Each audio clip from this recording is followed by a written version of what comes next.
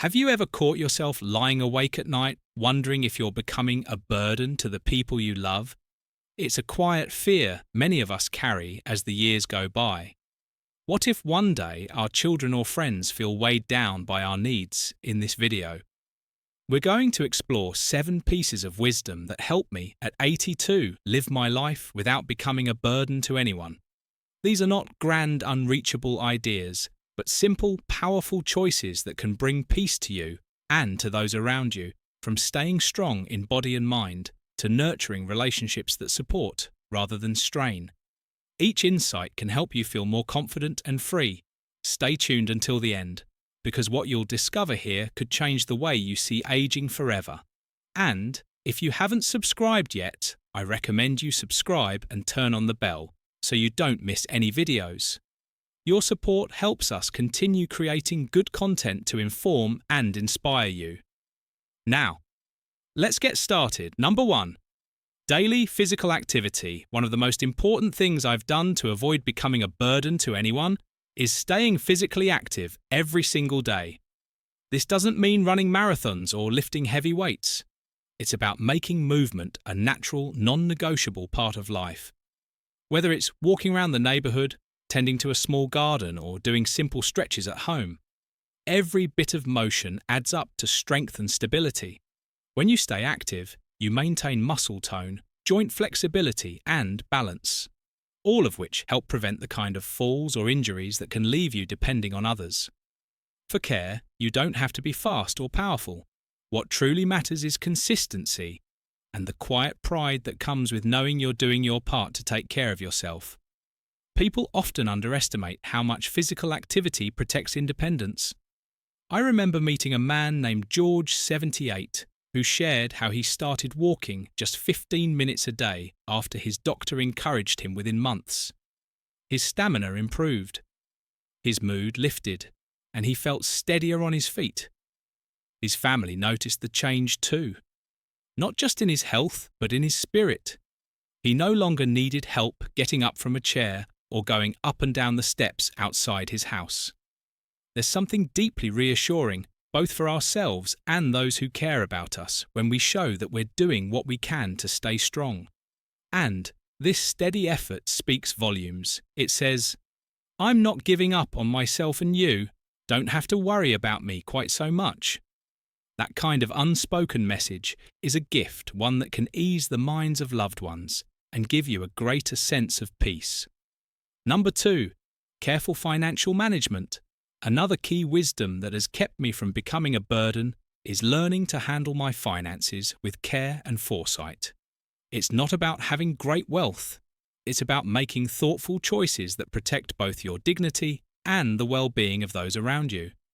I've always believed that living within your means and setting aside something for unexpected moments is one of the kindest things you can do for yourself and your family over time. Small habits, like avoiding unnecessary expenses, keeping track of bills and planning ahead for medical costs or home repairs, can make a big difference. There's a deep comfort that comes from knowing you won't have to ask others for help, simply because you overlook something or let spending get ahead of you. I think of someone I knew named Harold, 85, who always said that peace of mind often starts with a well-balanced checkbook. Harold wasn't a wealthy man, but he kept his life simple and his spending steady because of that. His children never had to worry about sudden emergencies or surprise debts. Instead, they could just enjoy time with him, knowing he had things well in hand when we take the time to manage what we have. Wisely, it sends a quiet but powerful signal. I respect myself, and I respect you too. And that more than anything helps lighten the invisible load our loved ones might otherwise feel. If you're still watching this video and finding these insights valuable, please comment number 2 below to let me know you're here. And if you haven't subscribed yet, I recommend you subscribe and turn on the bell so you don't miss any videos. Your support helps us continue creating good content to inform and inspire you. Now, let's move forward. Number 3. Early and honest, asking for help. One of the wisest lessons I've learned over the years is that asking for help before small troubles grow into big ones is not a weakness. It's a strength. When you speak up early, you give your friends and family a chance to support you in simple, manageable ways, rather than having them step in during a crisis that could have been prevented. There's nothing shameful in saying, "I could use a hand with this." Whether it's with lifting something heavy, understanding a confusing piece of paperwork, or even getting a second opinion on a health matter, people want to help, but what wears them down is when they're called in too late, when the problem has already grown too large and urgent. I think of a woman I once knew, Margaret, who was 81. She shared with me that for years she tried to do everything herself, thinking it was the only way to stay independent. But over time, she realised that by letting people help her with small things, like changing a light bulb or carrying groceries, she actually gave them peace of mind because they knew she was safe. And in doing so, she prevented those small tasks from becoming bigger hazards. The truth is, asking early keeps you safer and gives your loved ones a sense of trust and reassurance. It shows them that you're wise enough to protect yourself before danger arrives. That is a gift in itself. And it's one of the simplest ways to make sure you never feel like a burden. Number 4, staying on top of health. A choice that has served me well over the years is making my health a priority. Not just when something feels wrong, but all the time. I've learned that regular checkups, routine tests, and listening carefully to what my body is telling me are some of the best ways to stay strong and avoid becoming a worry to the people I care about by catching small issues early. I've spared my family the stress and heartache that can come when problems go unnoticed until they're serious. There's a quiet strength in being proactive about your health. It shows loved ones that you value yourself and you value their peace of mind too. I remember my neighbour Paul, who was 79, when he started having minor dizzy spells instead of ignoring them. He went straight to his doctor and found out it was something easily managed with a small change in his medication. That simple visit kept him steady on his feet and independent in his daily life. What we sometimes think of as little check-ins or small efforts can actually be the very things that keep us from needing heavy care down the line. And there's a comfort in knowing you're doing your part, not just for yourself, but for everyone who loves you. If you're still watching this video and finding these insights valuable, please comment number 4 below to let me know you're here. And if you haven't subscribed yet, I recommend you subscribe and turn on the bell so you don't miss any videos. Your support helps us continue creating good content to inform and inspire you. Now, let's move forward. Number 5, keeping a simple, manageable living space. One of the most practical steps I took to avoid placing a burden on my family was to keep my home simple and easy to maintain.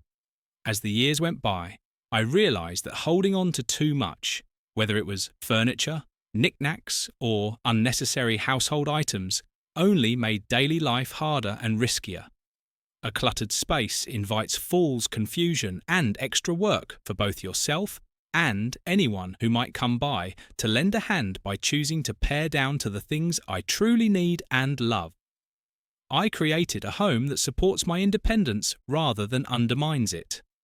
It's amazing how much lighter life feels when you don't have to worry about dusting around 100 little objects or navigating a maze of things that no longer serve a purpose. I think of my friend Ellen, 83, who decided to downsize after realising that her large, overfilled house was starting to overwhelm her. She moved to a smaller place that was easier to clean, easier to move around in, and easier for her children to visit without feeling they had to pitch in on chores every time they came.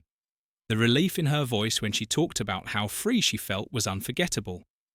A manageable space is a gift to yourself, but it's also a way of quietly telling those around you, "I've got this covered, you don't need to worry." And that in itself lifts a weight off everyone's shoulders. Number 7, nurturing friendships and community ties. One of the most powerful ways I've kept myself from becoming a burden is by making sure I'm part of a community that supports and uplifts me. It's easy as we age to let our world get smaller and smaller, but that can leave us leaning too heavily on just 1 or 2 people. often family, for all our needs, emotional, social and practical, by staying connected to friends, neighbours or groups that share my interests. I've built a safety net that helps me stay balanced and supported without placing too much on any one person. These friendships and connections mean there's always someone to share a meal with, someone to call when I need a ride to an appointment, or simply someone to talk to when I am feeling a little lonely.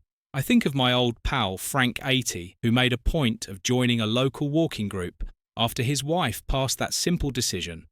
Not only kept him active, but surrounded him with good people who were happy to look out for him and who he could look out for in return. When you invest in community ties, you give yourself the gift of companionship, and you give your family the gift of knowing that you're not alone or isolated.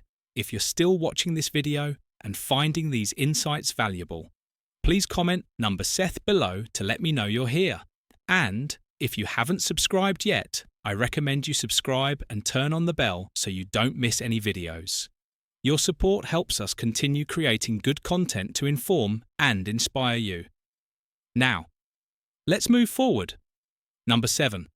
Letting go of unnecessary control. One of the quietest but most meaningful changes I made in my life was learning to let go of things that no longer served me, especially the need to control everything around me. As we get older, it's natural to want to hold on tightly to our routines, to our belongings, to the way things have always been done. But I found that the more I tried to control every detail, the more tension it created between me and the people who care about me by softening my grip and trusting others. Now and then I made room for peace and understanding. This doesn't mean giving up on what matters to you. It means recognizing the difference between what's essential and what's just habit. I think of my cousin Walter, 84, who used to insist on managing every little task around the house, even when his hands weren't as steady as they once were when he finally let his grandson help with small repairs. Something beautiful happened. Their bond grew stronger, and Walter felt less weighed down by chores he no longer enjoyed. Letting go of control, when it's wise to do so, shows great strength. It tells those around you that you trust them, and that you care more about harmony than having everything done your way, and that more than almost anything else helps keep you from becoming a source of stress to those you love. Final thoughts. As we wrap up this video, take a quiet moment to reflect on these 7 pieces of wisdom we've explored together. Which of these stood out to you the most? Which one do you see in yourself or perhaps feel inspired to embrace moving forward? Living without becoming a burden isn't about perfection.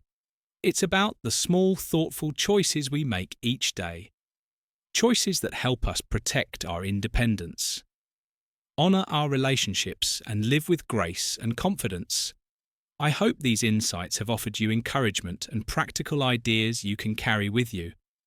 Remember, every step you take to care for yourself is also a gift to those who care about you. Thank you for joining us today. We'd love to hear from you.